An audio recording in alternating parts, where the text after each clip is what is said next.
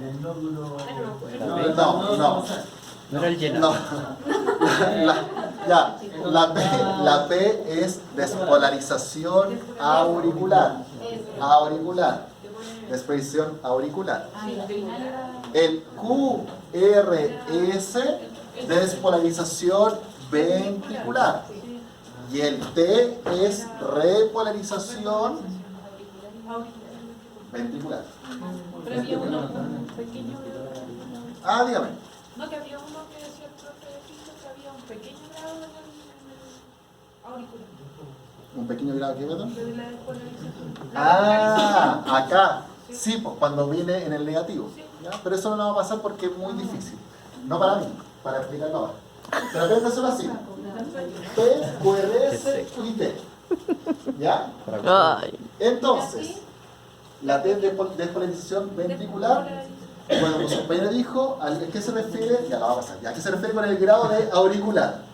Si se fijan, Le falta un lápiz a usted. igual, si se fijan, la onda T tiene una onda positiva y termina con una onda negativa, ¿no es cierto? ¿Por qué hay pic positivos y pic negativos? Porque estamos hablando de cargas eléctricas. Entonces, no es un feedback. Lo que hace es que depende para dónde va la señal. Entonces, cuando uno hace un electro, uno tiene tres modos. Modo 1, modo 2 y modo 3. Generalmente uno usa el modo 2. ¿A qué se refiere eso? Los electrodos son tres. Anterior, derecho, izquierdo y posterior, izquierdo. Entonces, uno cuando hace el modo 2 es en que uno activa la señal desde el auricular derecho hacia el ventricular izquierdo, diagonal. Modo 1, acá arriba, y modo 3, el aurícula izquierda con ventrículo izquierdo. Entonces, como esta es una señal que va de positivo a negativo, entonces estas ondas, cuando suben es porque están yendo hacia la aurícula y cuando bajan es porque están yendo hacia el ventrículo. Entonces acá se suma efectivamente la positiva, que es cuando en la onda ventricular va despolarizando desde el ventrículo hacia la aurícula, hacia arriba, hacia arriba, hacia arriba.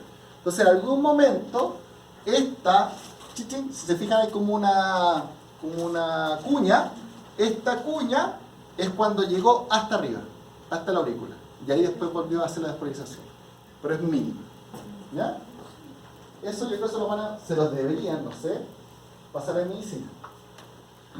Entonces, cuando hablamos de arritmia, hablamos de distintos tipos de arritmias, ¿ya? Las arritmias, igual las vamos a repasar después cuando hagamos el práctico de cambio. Pero, para que empiecen a conocerlo, porque lo hay que aprender ahora, cuando nosotros tenemos unas ondas que no sean PQRST normales, ya estamos hablando de una arritmia. En este caso, si se fijan, estas ondas son, entre comillas, raras. No hay onda PE y tenemos pronunciado dos pic. Esto se llama complejo ventricular y es uno de los principales arritmias que presentan los perros. Complejo ventricular porque ese ventrículo se está despolarizando sin necesidad de una señal de la aurícula, o sea, va por su lado. Acá tenemos lo que se llama una fibrilación auricular, que es cuando usted ya no ve P, sino que está viendo solamente de este modo la onda. O sea, no hay una P clara. Se llama fibrilación auricular. Bueno, esto no. Fibrilación gruesa, que cuando uno desfibrila, pues no se preocupe. Y no, el resto no lo sigan. Eso es más de clínica. Pero eso es importante. Tenemos, como les decía, complejos ventriculares, que son complejos del ventrículo sin necesidad de onda P, y tenemos también lo que se llama fibrilación auricular, en que no vemos una onda P evidente. Profesor, Dígame. ¿solamente podemos ver arritmias con el electro? ¿Es lo único que se puede identificar? No, podemos ver la frecuencia cardíaca del paciente, porque el electro tiene unos cuadritos, ¿no es cierto?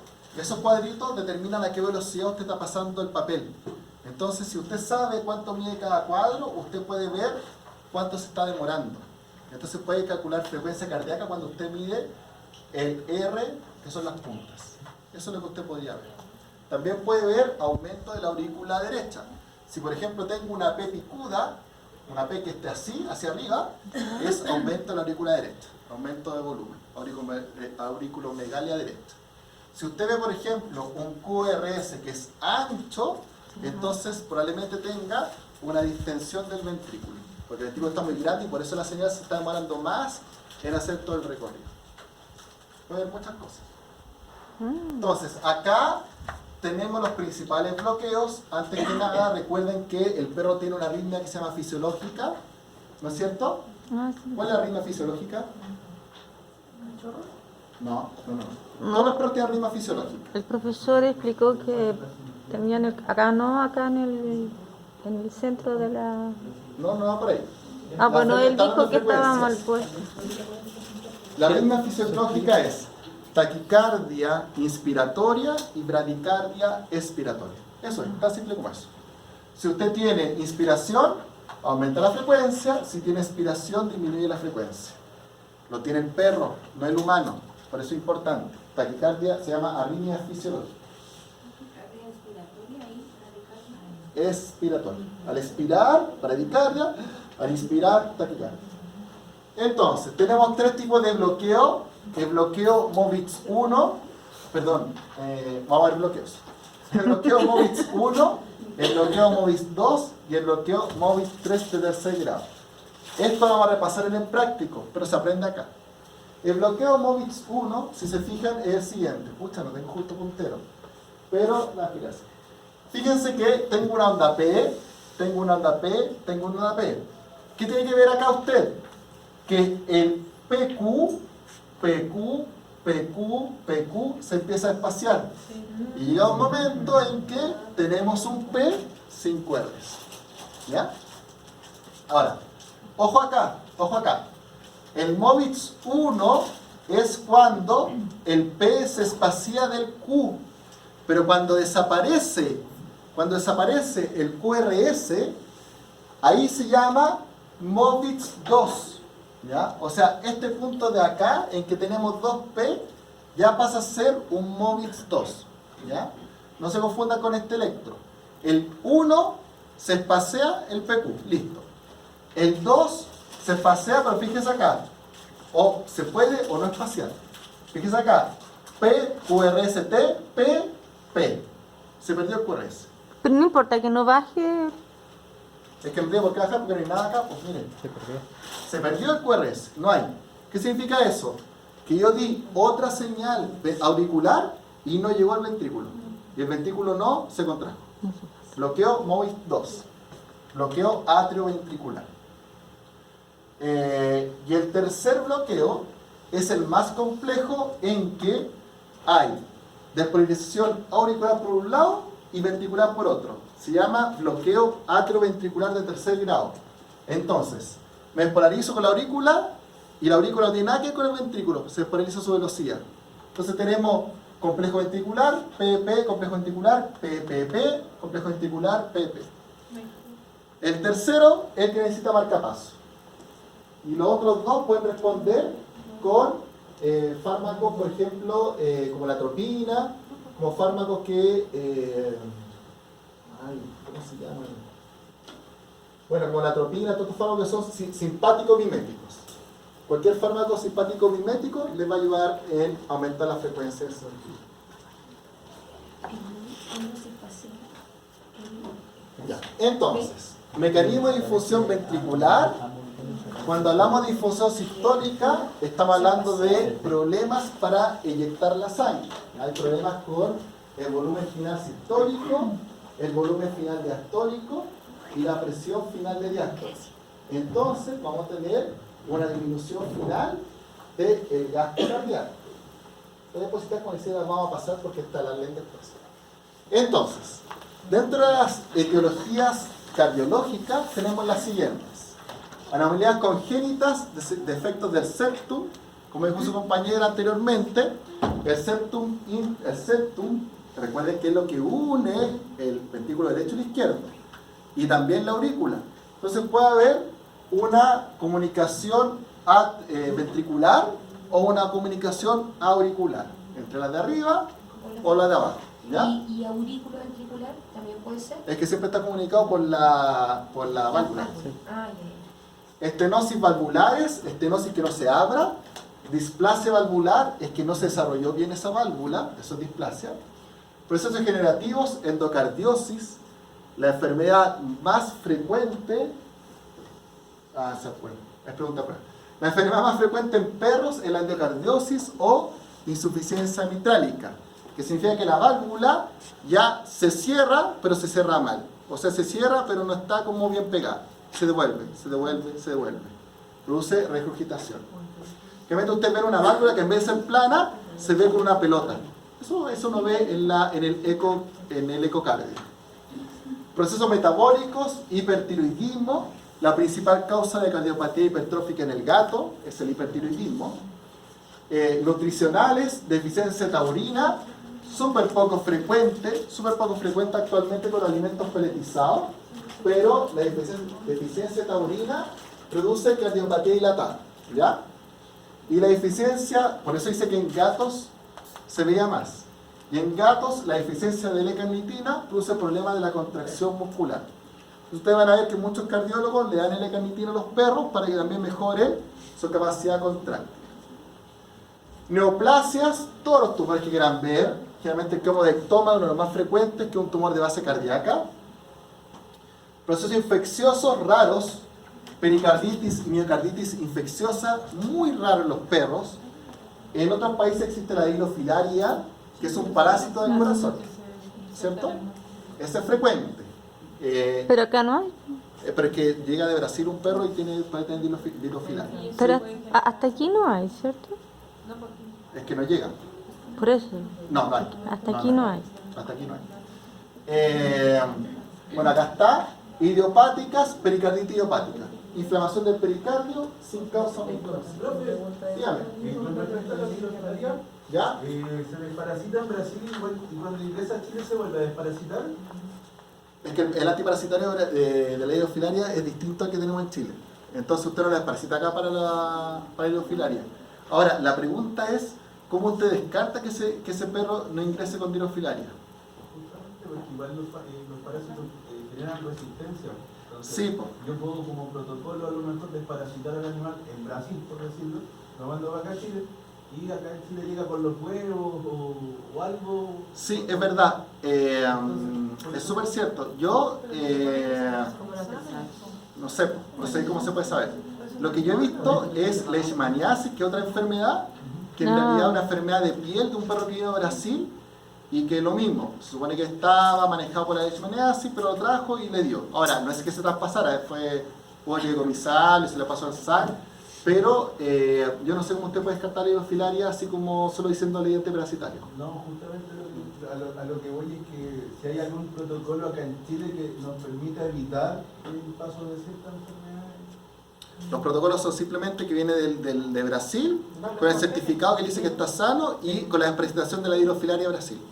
No hay nada más que eso. Sí, pues si por ejemplo el dueño llega acá a Chile y se le hace cuarentena, pero el dueño puede pagar para que hagan seguimiento, si no, no... Pero no a todos se le hace cuarentena. Po. Sí, pues por eso le digo. Sí, po. No a todos se le hace cuarentena. Incluso no es la cuarentena algo que se haga normalmente. No. O es como si se hace como en la casa. Es ¿no? que depende del país, porque por ejemplo, si uno manda un perro a Australia, usted la rabia, no es suficiente el certificado de la rabia. No. Usted tiene que mandar anticuerpos del ICP negativo a la rabia. Y ahí así hace En cambio, como- si manda un perro de aquí a Bolivia, a otro país, no pasa, da lo mismo, el certificado es suficiente. Entonces depende un poco del país también. Pero les puede.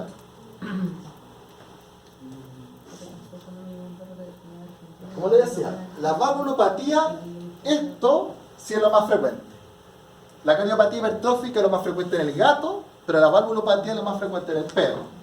Principalmente razas pequeñas, poodle maltés y edad avanzada sobre los 8 años. Por lo tanto, es la que tiene mayor incidencia. Da un poco más en machos que en hembras. Pero cuando hablamos de valvulopatías, hablamos principalmente de la endocardiosis. ¿Ya? Como ven acá, la endocardiosis afecta en un 62% a la válvula mitrálica. Y después viene mitrálica tricúspide, mitrálica aórtica, tricuspidia y aórtica. Esto, la explicación es la misma, que estamos diciendo que es más fácil que yo afecte algo que tiene 2 válvulas, porque afecto una y ya falló, en vez de una que tiene 3 válvulas que afecté una y quedaron 2. Tiene que ver con ese pensamiento. Entonces siempre va a ser la válvula mitrálica la que se ve mayormente afectada. Y vamos a tener regurgitación. Por lo tanto, si tenemos regurgitación, ¿qué órgano se va a ver afectado con la mitrálica? ¿El pulmón o el hígado? El pulmón. Porque la mitrálica va por el lado izquierdo.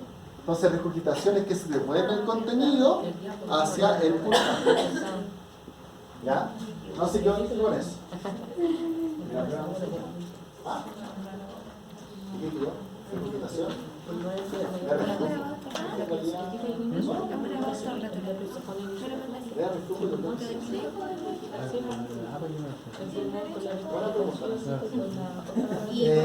Acá pueden ver un ejemplo de una endocardiosis, se ve de esta manera. Estas son las cuerdas tendinas que se llaman. Y se fija una válvula muy inflamada. Generalmente, si ustedes hacen una histopatología, esto se llama degeneración mixomatosa. Incluso cuando ustedes vean un informe cardiológico, el cardiólogo no dice endocardiosis, no dice insuficiencia mitrálica, dice degeneración mixomatosa. Estamos hablando exactamente de lo mismo, ¿ya? De endocardiosis. No es una cosa distinta. Regurgitación, está bien, entonces que lo puse ahí de nuevo. Entonces, como les decía, lo que va a ocurrir es una regurgitación y depende del lado de lo que vamos a tener. Aquí no se confundan porque esto es súper importante. Tienen que aprender 4 términos acá. Uno es regurgitar, estenosis y el otro son derecho e izquierdo. Si yo les estoy diciendo, por eso la anatomía acá tiene que tenerla así al dedillo. Si yo les digo, el paciente tiene una estenosis de la pulmonar, yo le estoy diciendo que por lo tanto va a tener un edema pulmonar. ¿Por qué?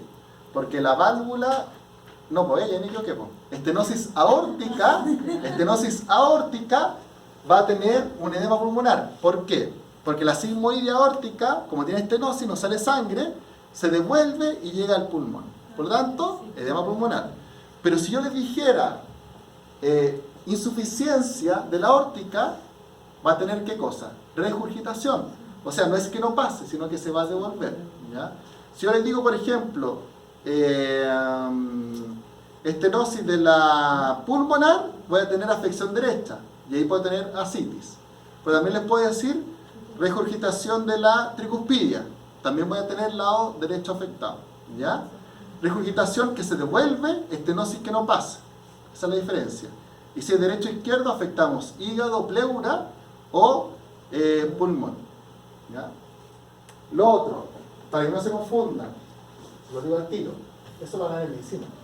Si yo les digo el lado derecho, cuando uno tiene un derrame pleural, uno dice, el pulmón es el lado izquierdo. Nada que ver. La pleura llega por la cava torácica al lado derecho. Entonces, si usted ve un derrame pleural, no es lo mismo que un edema pulmonar. Si yo les digo edema pulmonar, sí, se ve la sangre al izquierdo. Pero si yo les digo un derrame pleural, el problema viene del lado derecho, porque de ahí está devolviéndose la sangre, ¿ya? No se confundan porque uno siempre se confunde con el pulmón y la pleura y dice, es lo mismo. No, son distintos. No, aquí lo mismo. Esto ya lo mismo. Bueno, aquí está este gráfico. Este sí que hay que hacerse así, de memoria. En azul, desoxigenado. En rojo, oxigenado. Por lo tanto, ya sabemos que cuando vamos... Déjenme ver, sí. Cuando salimos con la flecha del corazón izquierdo, vamos oxigenado, llegamos a capilar, volvemos desoxigenado, y de acá nos vamos por la vena pulmonar, por la arteria pulmonar, y entramos por la vena pulmonar, ¿ya? Recuerden que arteria es todo lo que está saliendo y vena todo lo que está entrando, aunque esté desoxigenado. La cardiomiometría dilatada, la hemos hablado harto, así que no la vamos a repetir, pero lo único es que recuerden que estos pacientes, si me extiendo mucho el el ventrículo queda muy extendido, voy a tener arritmias. ¿Ya? ¿Por qué? ¿Por qué tengo arritmia? Porque piensen que yo tengo, ¿de dónde sale la señal de la onda P? Del nodo sinusal. El nodo sinusal está al lado derecho. Si ese nódulo crece mucho, primero a tener que recorrer más camino para llegar a donde tiene que llegar, que es el atrio ventricular. Si por el otro lado ese atrio crece mucho, también puede generar otros nódulos de generación de onda P. Entonces también vamos a tener una arritmia asociada. Eso tiene que ver con el crecimiento de la aurícula. ¿Ya? Estudien lo de la conducción. Estudien la conducción. Si yo tengo, por ejemplo, un bloqueo atrioventricular, ¿a cuánta frecuencia cardíaca late mi paciente? Si yo no tengo onda P y tengo pura onda QRS, el latido es de 60. Lo que hace la onda P es que aumenta la frecuencia. Cuando yo lato en 120, porque tengo una onda P que va al QRS. Pero si tengo un bloqueo atrioventricular y solo late el ventrículo, vamos a tener 60. O sea, un paciente bradicárdico. ¿Ya? Por eso les decía que recuerden cómo son las ondas. Esto es súper fácil. Eso ya se los dije todo.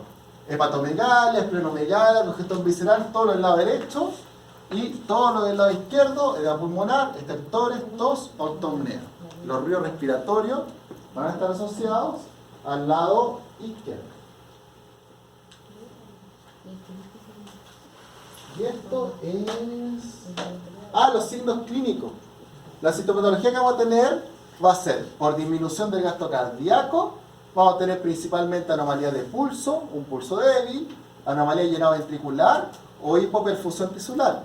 Llega poca sangre que perfunde al tejido.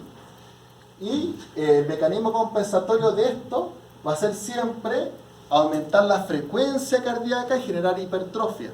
Por lo tanto, un paciente muchas veces cardiópata está con taquicardia. ¿Ya? O sea, eso es frecuente de ver. Entonces son pacientes que uno no tiene que dar un remedio para aumentar la frecuencia, sino que uno tiene que manejar si la arritmia es muy marcada, con antiarrítmico. Lo que hace la lidocaína, que es un antiarrítmico, es ayuda a disminuir la frecuencia y por lo tanto mantiene más espaciado el P del QRS y ese paciente se comprime mucho mejor el ventrículo, se contrae el ventrículo. ¿Ya? ¿Ya? ¿Alguna pregunta? Dígame. ¿El soplo qué es lo que es? Es un ruido cuando hay regurgitación, un ruido turbulento.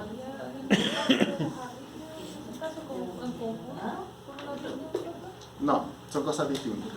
Un paciente que tiene soplo, un paciente que tiene o estenosis o tiene insuficiencia. Entonces por eso uno dice soplo regurgitante. Soplo regurgitante es el soplo cuando se vuelve la sangre. Y la estenosis genera un soplo que es mucho más turbulento. Son soplos en jet, lo de la estenosis. Pero son ruidos que ocurren por el movimiento de la sangre. Pero de eso no vamos a hablar, solamente de la arritmia. Eso lo vamos a ver cuando hagamos práctica de cardio. Vamos a ver soplos, tipos de soplos y arritmias. ¿Ya? Ya, repasen esta clase, una clase más difícil. Que les vaya bien.